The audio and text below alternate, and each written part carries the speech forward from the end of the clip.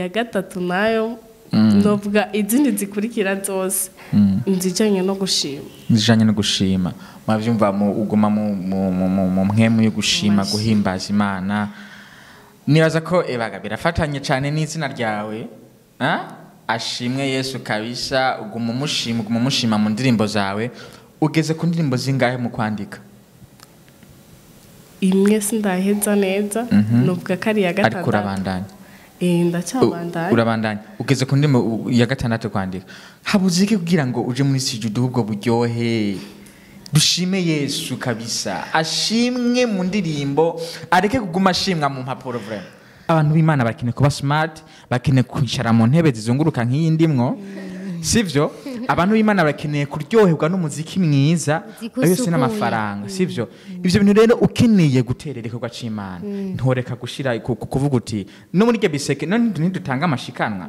Ntidutanga ibigira 10. Ntibikora sibiza kwagura ikorwa c'Imana. Rero mu bintu nk'ibi byateguwe, murabize abara matera yagutse tube turaretse mu ishengero, abara matera yagutse aho akora amafaranga menshi. Sivyo?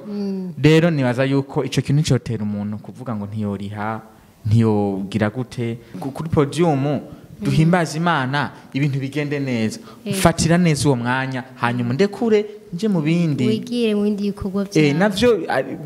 ari ni gusanga ibindi bihimbaza Imana mu bundi buryo. Rero reka kumfatira muri iyo business ya Imana mbabarire canke bambabarire nabo kuba ndiko mvuga ngo ni business, kuko umaze kumbwira ngo ntutahe udahejeje. Wewe uranshaka mugabo unshaka muri umwa je cagihe naza ata. Wewe siho waruri. Sivyo? Wewe warucibereye muri biro canke sinzi canke uryamye. Jewe nashitse mu rusengero neza ata kubera ko cumbwira ngo wa mwanya kubera ko je nanje utaje kubera ko wewe wacerewe. Je nashitse ata mugabo jewe ucumbwira ngo abarije uwo mwanya wose ndawuriha, uwo mwanya waciye abaje ndawuriha kubera ko atari wowe uriha je naje nagiye.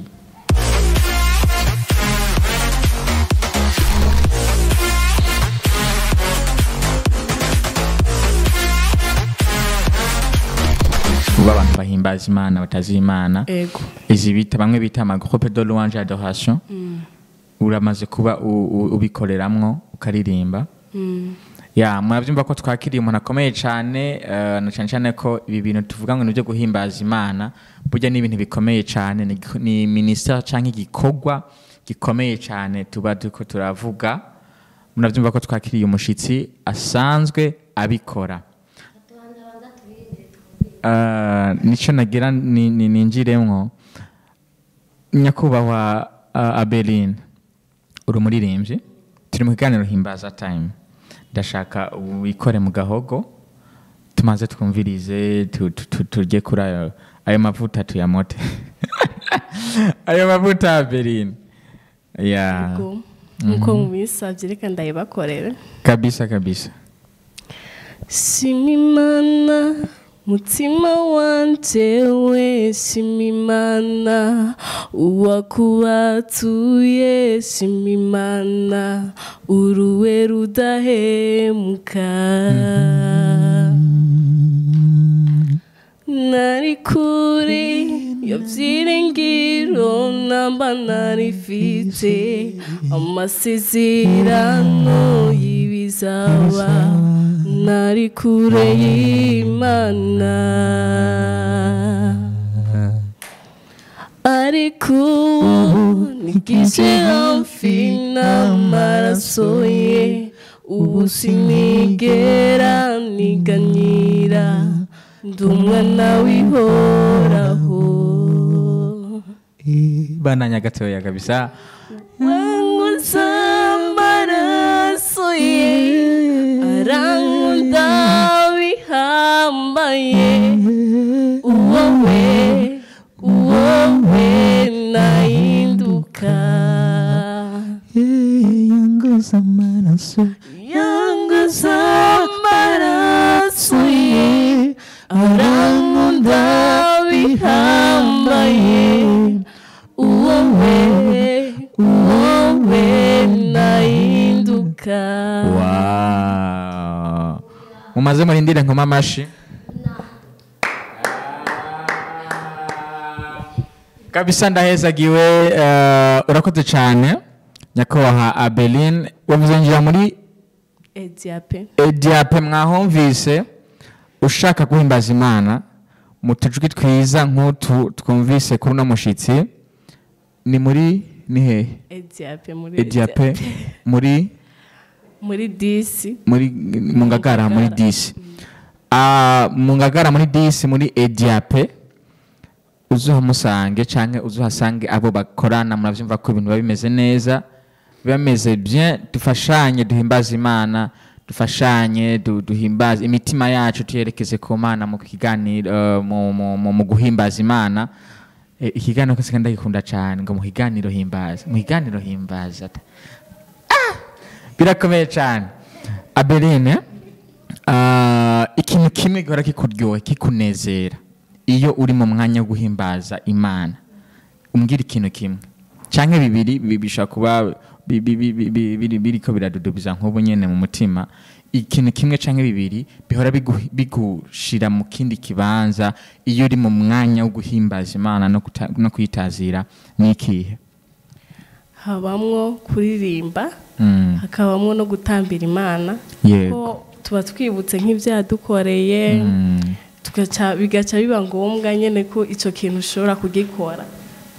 kuririmba no kuyitamba n'iryari uvuga ngo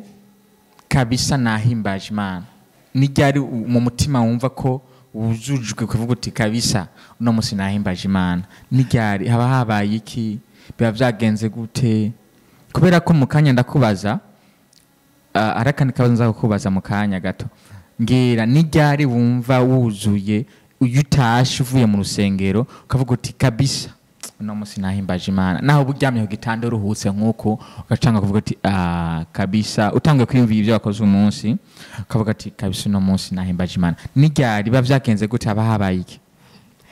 sinovuga ngo iminsi yose ngo noba ntahimbaza Imana ngo hama ryoherwa hose ndaryoherwa gusa birarushirizaho cyane niyo mba nahimbaje Imana hama nkumva neza ko ibyo nahimbaje biko birashikira Imana cyangwa bya kimazi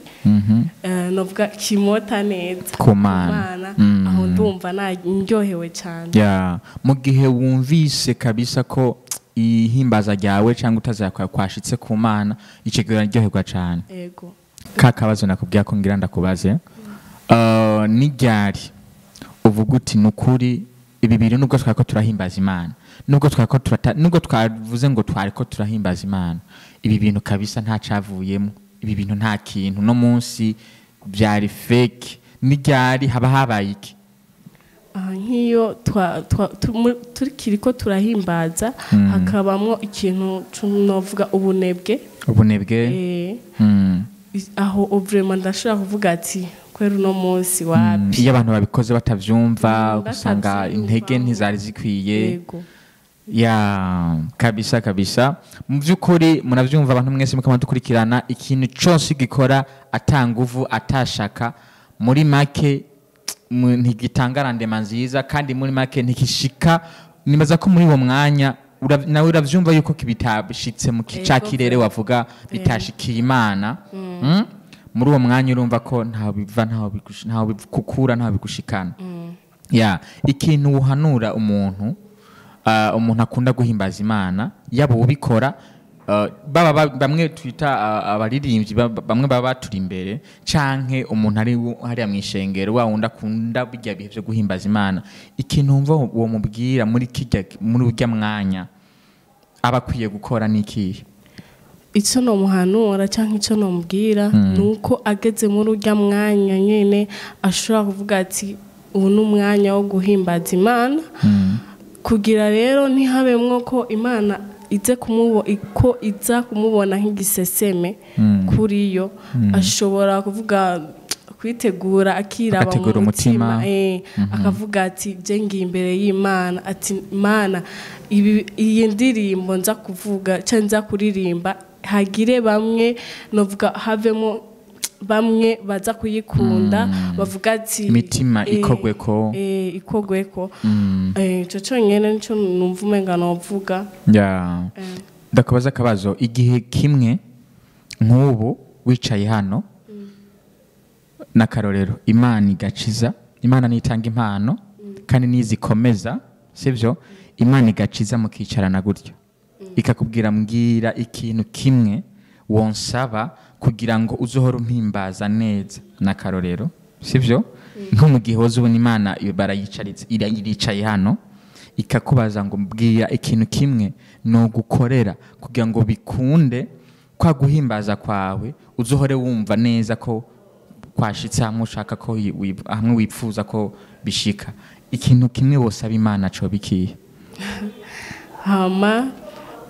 wewe ivyumbwiye ngo kura ku karorero wowe umbwiye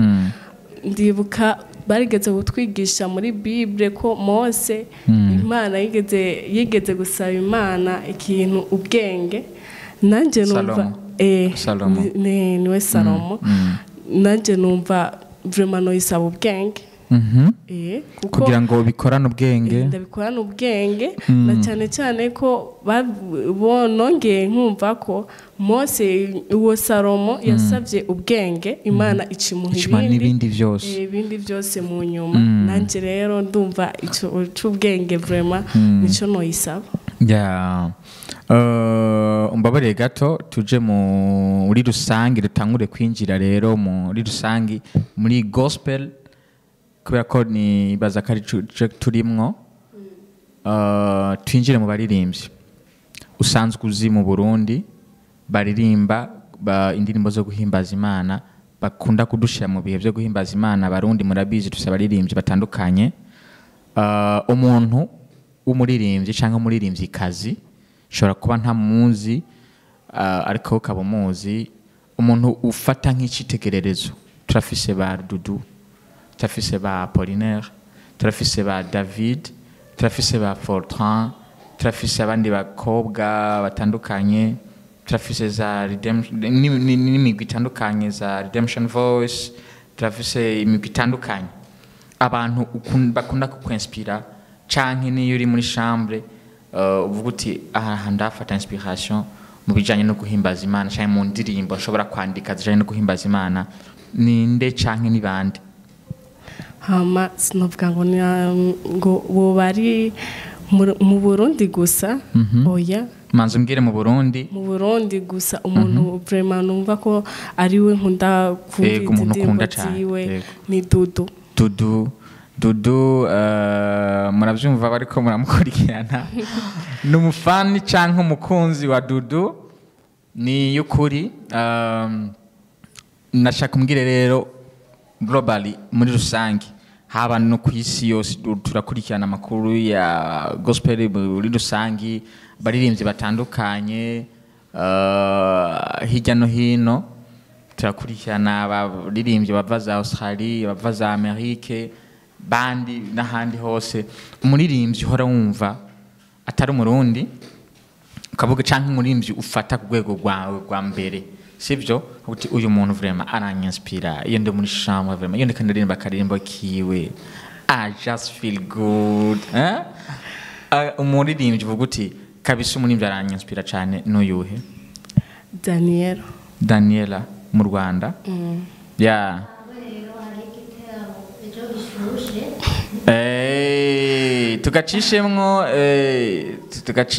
tugacishemwo James na Daniela bari hano mu Burundi muri kano kanya tuko turakora kino iganiro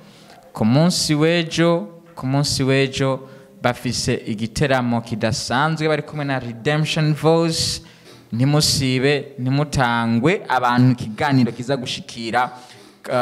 concert taraba ntucegwe ntusibe muna following muravyumva ko muzamu followinze abo Abeline asanzwe afana canke akunda muri make twinjire rero muri Abeline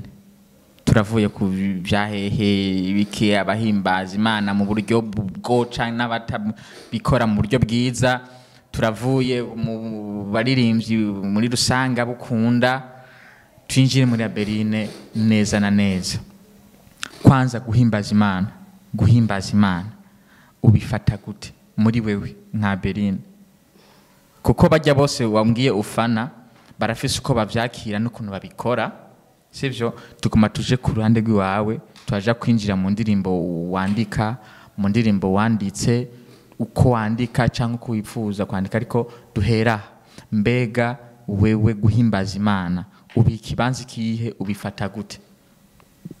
Navuga ko guhimbaza Imana ndayifata ko vraiment ni nk'ikibanza ca mbere muri jewe. Ikibanza ca mbere mu buzima. Kuko ndakunda cyane guhimbaza Imana kandi cyane. Ndayifata rero nk'ikibanza ca mbere. Ikibanza ca mbere.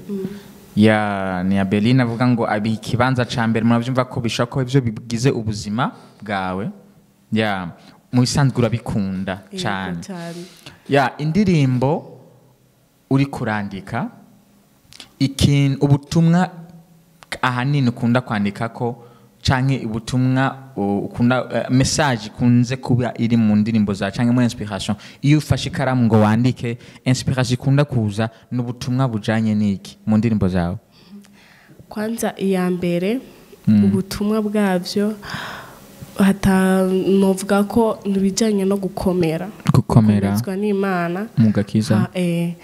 Hama iya kabiri nayo niyo gushima kuyitazira niko guhimbaza nibaza. Nibijanye n'ivyo nyene. Iya gatatu nayo na cyane ko witwa dushime Yesu, ashimwe Yesu. Birakomeye. Iya gatatu nayo novuga izindi zikurikira zose nzijanye no gushima. Mwavyumva uguma mu mpemu yo gushima, guhimbaza Imana. Nibaza ko birafatanye cyane n'izina ryawe, ashimwe Yesu kabisa. Uguma umushima mu ndirimbo zawe. Ugeze ku ndirimbo zingahe mu kwandika? Imwe sindaheza neza, novuga ko ari iya gatatu. Ariko urabandanya? Ndacyabandanya. Urabandanya. Ugeze ku ndirimbo ya gatandatu kwandika. Habuze iki kugira ngo uje muri studio ubwo buryohe? Dushime Yesu kabisa, ashimwe mu ndirimbo, areke kuguma ashimwa mu mpapuro vraiment. Habuze iki ikintu ubona kikubere nkina basi ikintu gisigaye? Kuko no musamaze kwandika, uramaze kuba ari byo wumva biviva, ufise ijwi ryiza, wanyinjije muri mood kabisa. Ndata microphone ndakoma amashi.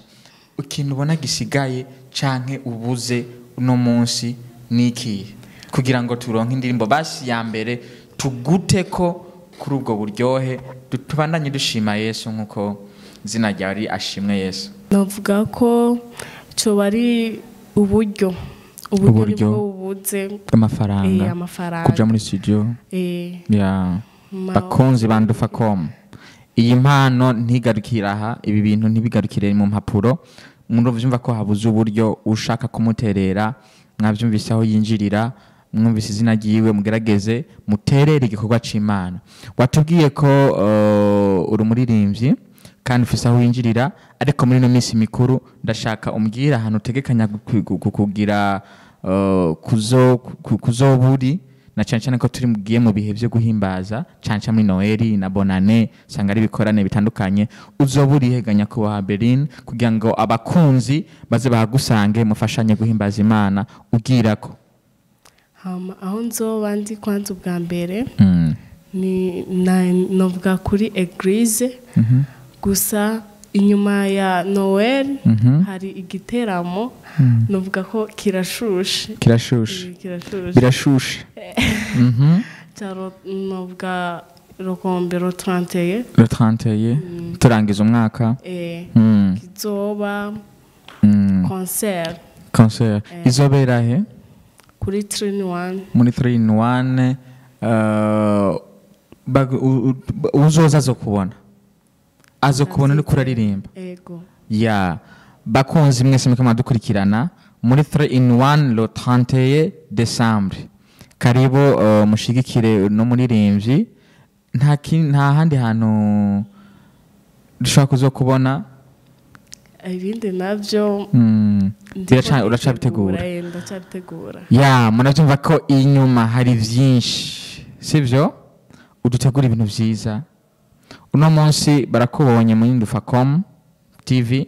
nizera yuko biteze no kukubona mu bindi wateye intambwe indirimbo zasohotse n'amasengesho menshi sivyo urakunda gusenga cyane bakunze ba Ndufacom Fafa Praise urafise icyo uvuga wewe ndakubona ngira hanyuma ni watwakiriye ucu nadusezera sivyo abakunzi ba Ndufacom TV murabona ko twari kumwe n'abantu badasanzwe kabisa jewe maze iminsi nama ndiko ndavuga muri kino kiganiro ariko umunsi ndahezagiwe kumva abandi bantu no kuri babikoze neza cyane ni ukuri bampezagiye haje nari n'icaha no kuri ndiko ndumviriza bano bantu mbonye ari abantu badasanzwe umushitsi wacu Abeline na Shalom Manyu nini MC Shalom Manyusi Furanzima ayo mazina yose ko ari menshi aje ibintu byo kuboroka nzanana navyibagiye je ibyo bintu rero by'amazina baboroka nka yose nta kazina koroshe bwira abantu akazina koroshe ureke kuducanga rero MC Shalom rero turaryohewe cyane kuba muri kino kiganiro cuno munsi kiganiro ni Himbaza time twakiriye umuririmvyi nanje mfite akabazo kanyuma no mubaza ari kuri atubwira ibijanye n'igiteramo mbega uzoburi ku uraririmba uzoburi muri mass choir uzopresent indirimbo individuellement uzobigenza gute uzopresent indirimbo iwawe ego rero abantu ndibaza bazoba bahari kugira ngo tubarabe ingene muhaturira na bagenzi bawe hake ego muzoze turabashaka cyane rero nukuri turatumiwe ndibaza mbe muzorihisha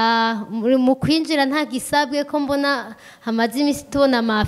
arafe y'umwaka vure musanga hari abantu bariko baradutegura ibintu bishushe tukariha ariko mwe ndibaza ngira ngo mwatugiriye ubuntu tuzoze kwinjira je ndibaza nta bisabwa yego sha biraryoshe ariko je ayo mwosaba yose nyene basha indirimbo yawe ndakeneye kuyumva reka rero tuzohaba ndumva ko mwaduhamagaye mukemera gutegura ibiteramo byanyu mbega ko uyu munsi mbona hariho nariko ndaraba muri commentaire bariko baravuga ibijanye n'ibi biteramo biriko yategurwa by'aba Israel mbonye bavuga ngo mu vy'Imana ntibirihishwa amahera ko kabazo je mbona umenga ahubwo noka weko kugora kubera nibaza ko atabiteramo byinshi urabamo mu mpere microphone akanyishure je sinishuye muri commentaire ariko nabonye hari abakibaje ngo mbega ngo by'Imana ngo birarihishwa amafaranga ngo cyo kintu wocishura guteganya kubaho ivy'Imana bwa mbere ntibirihishwa ariko ivy'Imana bikorwa n'Imana yaremye ab'Imana yaremye nabo hariho ivyo bakenera sivyo ziganswima iyi kamera iki yadukamera yaguzwe amafaranga sivyo iyi mikrofone ndiko ndakoresha yaguzwe amafaranga rero biragoye ko no hamagara abantu nubaha abantu Imana yaremye ndabakirira ahantu hatameze neza sivyo ndabakirira ahantu hatameze neza ntegeza gukoresha uburyo bwose n'amafaranga nkayashiramwo kugira ngo nakirire abantu b'Imana bakeneye kuba smart bakeneye kwicara mu ntebe zizunguruka nk'iyi ndimwo sivyo abantu b'Imana bakeneye kuryoherwa n'umuziki mwiza yose n'amafaranga sivyo ivyo bintu rero ukeneye guterera ikorwa c'Imana ntoreka gushira kuvuga uti no muri ge biseke none ntidutanga amashikanwa ntidutanga ibigira 10 ntibikora si biza kwagura ikorwa c'Imana rero mu bintu nk'ibi byateguwe murabize abaramatera yagutse tube turaretse mu ishengero abaramatera yagutse aho akora amafaranga menshi sivyo rero nibaza yuko ico kintu cyotera umuntu kuvuga ngo ntiyoriha ntiyogira gute ni ibintu bisanzwe nawe naje uno munsi MC Shalom mpamagaye muhira uturaza untemberere hari igihe nsanga wasumya akanyama hari igihe nsanga wanyiteguriye amazi n'iki umva ugasanga wakoresha amafaranga kubera ikinone kubera ko tuyita ngo nukuriha kubera ko tutoyita ko ari ugutereka ko gacimana canke gufata mu mugongo ko gacimana nibyo nico nabivugako kandi cyane ko nabo bakidumu bande baririmbyi bisi baba bategwa ibiteramo kandi baravyitaba kandi birihwa amafaranga na menshi rero menshi arengeye ahubwo yego hama rero ico nariko ngomba turangirize ko hari igiteramo ca le 30 na le 1er arico cicongira ngo nabonye kuri Facebook dufise wa muririmbyi dukunda cyane bita Israel Mbonyi ndibaza umuririmbyi mondiale ndibaza rero kuri Zion Beach ndibaza bizoba ari ibintu bikomeye cyane birakomeye barundi kazi banyarwanda kazi abanyafrika kazi n'abandi mwese kuri Zion Beach harahiye Bujumbura urubeya ebana ni impano twabonye iduka ku rugero rudasanzwe Imana yasutse amavuta ku mwana tutari tuzi Imana iramuduza ubu ukabisa Israel Mbonyi navuga ko ari ku rwego atamuntu yosiba kabisa gusa nawe yovyigirisha vyo mwankira gusiba bibi n'ukuri ni rotante gucegwa bizohanwa gucegwa gumva gusiba ni bibi gucegwa bizohanwa ahubwo jo muri ko mugwa munzana musanga nabajije ibintu byinshi je rero muzanye utuntu dutuma no bazasanga nabajije hari akandi kantu umuntu ryari yabaje ngo ni kubera iki mu baririmbyi ngo siyo ngo abaririmbyi tuzi nk'abaririmbyi bakomeye ngumenga nimba bashize kuri affiche ngo isaha y'igiteramo bakibaje turi ahantu muri conference n'umuntu yakibajije ariko kakibaza nyakubahwa Pasteur Lopez avuga ati kubera iki abaririmbyi bakomeye yateguye igiteramo iyo saa yateguye azoza isaha après canke des heures après kasanga abafana bicaye ati niyo kamere y'abantu bavumye cyane ivyo bintu hariho bamwe babifata nko kugara ariko kandi kugara si byiza mu gikorwa c'Imana ibi bintu ni ibintu vy'Imana nimba ari indirimbo zihimbaza Imana ni ibintu byo kugara sibyo ariko kandi ukeneye gukora ibintu professionnel ibi bintu vy'Imana bigira urutonde kandi Imana ikunda ibintu bimeze neza biri smart rero iyo ubaye smart no ku mwanya mu vy'ukuri Imana nayo erega hari igihe ubaza ngo uri kubikora kugira ngo abantu bagufate uko ushaka ko bagufata ariko imbega Imana nayo ibi gufate gute birakwiye kuba ku mwanya wamutumire bagutumiye birakwiye kuba ku mwanya kugira ngo ibintu bimere neza Imana irakunda ibintu biri ku rutonde umuririmvyi uwo ari we wese waba uririmba gospel waba uririmba secular ukora biri kose birakenewe ko uba smart ku kijanye n'umwanya Imana irakunda gukorera ku rutonde komsa iyo uri umuntu ukora ku rutonde ibintu byose bikagenda neza Imana nayo nyene irakwemera ugasanga uri gukora amavuta avuye ku Mana vyavuye kuri cake nco kuba smart ku mwanya murakoze ni birefu ibintu birebire kubera birefu sana bega nta nkurikizi bigira mu maeglise yacu bega ivyo dukora mu concert nimba uri umuririmvyi muri eglise yawe ho nusanga ubikora uko nyene ugasanga navyo twarabigize umugenzo wo kutaba ata ico kintu birafise ivyo vyica mu gikorwa c'Imana birafise ivyo vyica bajya abakirisu baza mu rusengero iyo tubakoresheje umwanya nabi muri make ujya n'umugeni wa Kristo mufate neza ukoresha umwanya wiwe neza umuha ibintu vyiza hanyuma atahe neza nezerewe mu mwanya mwiza atidoga adashikira muhira ngo umugaba mukubite adashikira muhira ngo ashikire kugira musonga kubera ko umwanya wakoreshejwe nabi muri ivyo bintu nta guhimbaza Imana zo birimwo uzobona ko umenga atashahimbaje Imana muhira ashikire guhimbaza igiti ashikire guhimbaza ibitutsi mes chers amis muravyumva ko biba bitameze neza mbega abantu baba batwari ya mbere je mpanda ndacibaza sinzi mukinyishura abantu baba batwari ya mbere mu konona umwanya w'urushengero je nibaza ko aba pastor n'abaririmbyi kubera iki abaririmbyi nibo bantu ba mbere batangurira kandi n'aba pastor nibaza ko nabo bigira mu ruharo kugira umwanya wo ibi bintu ndabigira abaririmbyi nkabwira pastori kandi umupastori yiyemera akoresha umwanya neza ukeneye kuba ku rwego rwo hejuru koresha umwanya neza nta muntu azo gutumira guhagararira mu kintu professionnel mu kintu international azi yuko ukoresha umwanya nagira mvuge nabi Imana imbabarire nukuri hari umuntu usanga vraiment ibintu vyiwe naho umva message yose uri kuratanga iyo igiye inyuma y'umwanya wategeza gukoresha ntibikibaye message vraiment uburi gusuka ivyondo mu mata ugatusanga nta kintu umuntu atahanye yego none nabijya vy'imyanya basi yo mu eglise ugasanga abaririmbyi baracererwa hariho uturirimbo basi tuba twarakozwe n'abandi mu DJ hari nkunze kubibona mu eglise menshi meza mu DJ hari agaca barashiramo akaririmbo ko guteramisha abakristo bashitse bo baje ku mwanya ubwo abaririmbyi bari gutangura kuri wa mwanya bacerewe ico kintu urabona rero ntituba twaje kumviza zijya ndirimbo z'Abayisirayeli twaje mu ishengero irimwo Abeline tuba twaje kumviriza Abeline sivyo tuba twaje gufashanya guhimbaza Imana na Abeline kuko niwo mwanya twaronse wo kuza guhimbazanya Imana n'abandi rero kugira ngo cutuzanira zazindi dusanzwe dufise mu masede hari iwacu mu mashambre niki uwo mwanya je nkaje ubu mfashe nabi mu byukuri ubu mfashe nabi banaje gucelebratinga banaje gusirimba banaje vraiment ubu mfashe nabi kandi uwo mwanya ukoresheje nabi muzobe harugwa ko reza mimwe musanzwe mumfata nabi muri ubwo buryo cyo kintu rero numva tworangiza ariko ndibaza cyo kintu tuzoza turacibukanya kuko kintu bita umwanya irakene mu buzima bwose na cyane cyane muri ivy'Imana mu mashengero hehe gasanga hariho gufata umwanya hari umuntu aba yavuze ati umunsi vraiment nawuhebeye kuja guhimbaza Imana nawuhebeye kuja kumva ijambo ry'Imana ariko après ya ndafise urubanza kanaka ndafise kuja kuraba umuntu kanaka nyuma yabijya turagira Imana rero hariho kuntu rero nyuma yabijya turagira anniversaire ya Abeline gato cyane hariho kuntu rero usanga hariho abantu usanga ari atan yaje mu rushengero après afise ibindi bikorwa rero usanga hari mpunze kora mu eglise ngo turasavye ntimutaye hataragira umwanya bawurengeje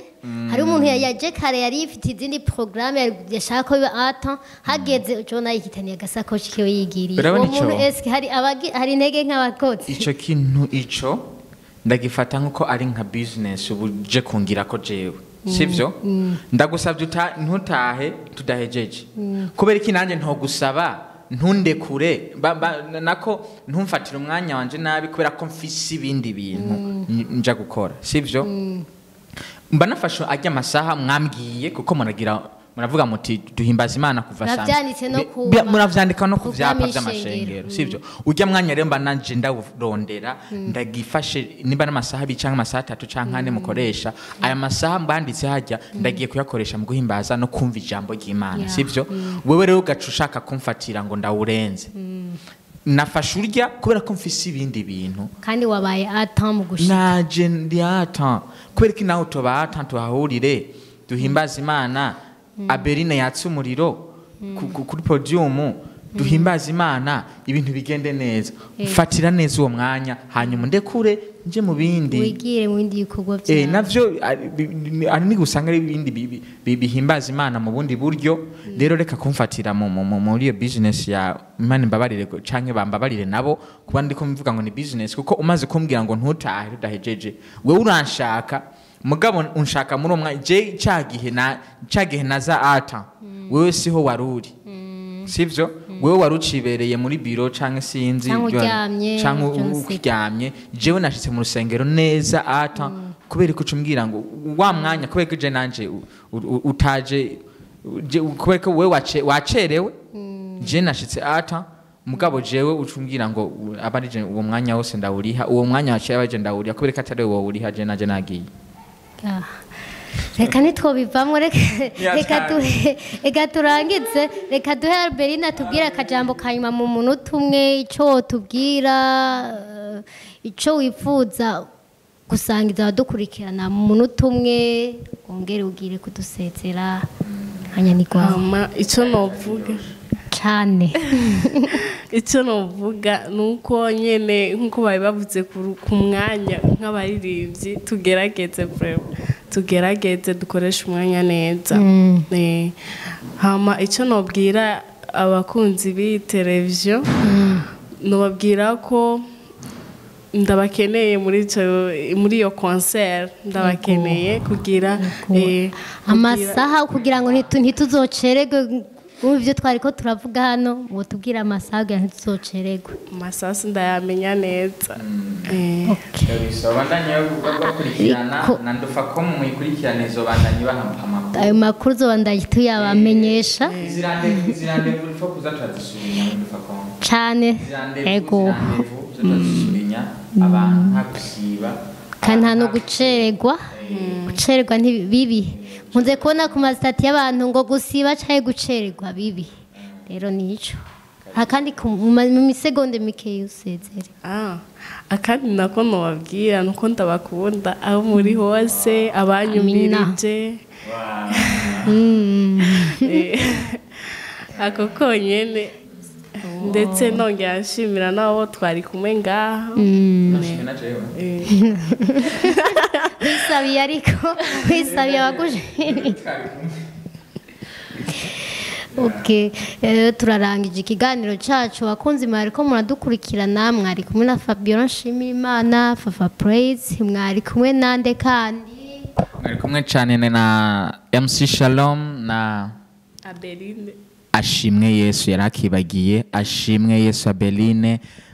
tuhuriye mu kindi kiganiro nk'iki dufise abatumire tuguma tubazana ibintu bimeze neza aya marandevu tuvuga asurinye muze munasurinya nta gusiba nta gucegwa ciao ciao shalom